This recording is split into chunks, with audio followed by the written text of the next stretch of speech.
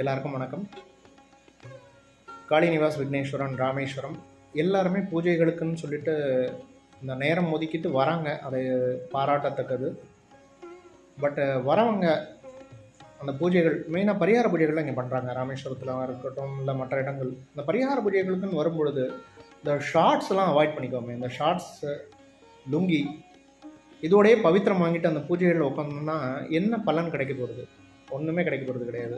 அந்த பணம் விரயம்தான் அது.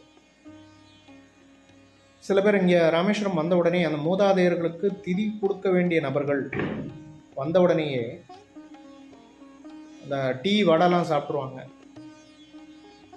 இப்போ மூதாதையர்களுக்கு பிண்ட தர்ப்பணங்கள்லாம் கொடுக்கும் பொழுது இவர் அந்த கர்த்தா எதுவும் அந்த உப்புலாம் சாப்பிட்ருக்க கூடாது. அதெல்லாம் யாருக்கும் தெரியல, இந்த காலத்தில் யாருக்கும் தெரியறதில்ல. வந்தோடனே முதல்ல அவங்க சாப்பிட்றாங்க. டிஃபன்லாம் சாப்பிட்டுட்டு தான் அந்த பூஜைகள் பண்ணுறது சில பேர் இருக்காங்க. அவங்களுக்கு அந்த பூஜைகள்லாம் பண்ணி பலன் கிடைக்காது.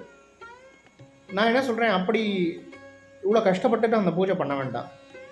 நீங்கள் 4 பேருக்கு நல்லது செஞ்சாலே நல்ல பலன் கிடைக்கும். அதனால் பரிகார பூஜைன்னு கண்டிப்பாக பண்ணணும் அப்படின்றவங்க அதுக்கு உண்டான ஒரு உடையில் அந்த ட்ரெஸ் கோடில் இந்த பூஜைகள்லாம் பண்ணீங்க அப்படின்னா நல்ல பலன்கள் கண்டிப்பாக உண்டு. சத்தியம் அது. ஏன் இந்த ஹஜ் யாத்திரை போகிறவங்களே லுங்கி போட மாட்டாங்க, அவாய்ட் பண்ணிக்குவாங்க. அழகாக ஒரு யோக வஸ்திரம் மாதிரி போட்டுட்டு என்ன அழகாக பிரதட்சணம் பண்ணுறாங்க. ஆனால் அவங்களுடைய அந்த ஒரு புனிதமான அந்த இடத்த அப்பிரதட்சணமாக தான் சுற்றுவாங்க. ஏன்னா அவங்க படிக்கிற முறையே அப்பிரதட்சணமாக இப்படி தான் ரிவர்ஸில் தான் படிப்பாங்க.